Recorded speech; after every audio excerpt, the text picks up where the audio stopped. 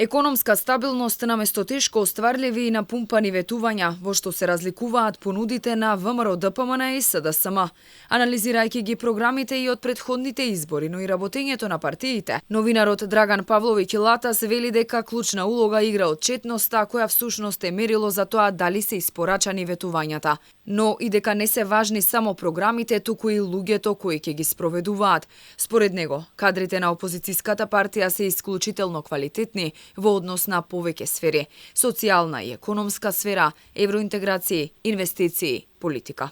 Имаме една група од 6-7 луѓе која нема да биде финална секако, на која може да и се верува дека може да одговори на задачите не само од програмата, туку и на тековните кои ќе се појавуваат во наредните 4 години, како што реков. Имаме задачи кои се таму поставени, за кои традиционално имаме доказ во минатото дека ВМРО знае да ги исполни. Тоа се задачите од социјална сфера, задачите од економска сфера, каде што се пензиите и вработувањата основен таргет, странските и домашните инвестиции исто така.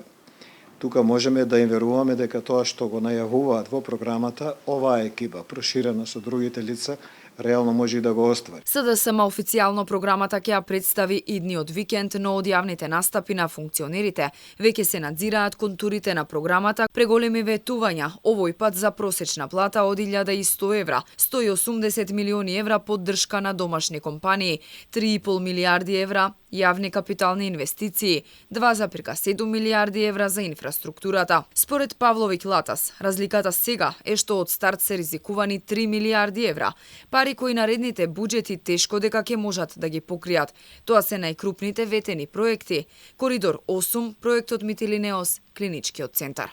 3 милијарди веќе ризикувани средства и упропастени кои наредните 4 буџети не можат да ги издржат. Само тоа да е во нивната програма, ние од држава пред стече ќе се претвориме во држава во стече. СДСМ во однос на минатата власт, кога е презема во 2017 година, има 2 милијарди, 2,5 милијарди поголем буџет. Ако ВМРО воделе држава со 3,5 милијарди, со толку многу инвестиции, од автопатишта до булевари, до купени возови и така дале, овие не направија ништо со 5,5 милијарди. Програмата на ВМРО ДПМН, која партијата ја промовираше викендов, предвидува меѓу другото и укинување на балансерот, намалување на бројот на пратеници во собранието од 120 на 90, реорганизација на министерствата, една изборна единица, укинување на позицијата заменик директор и помалку управни и надзорни одбори.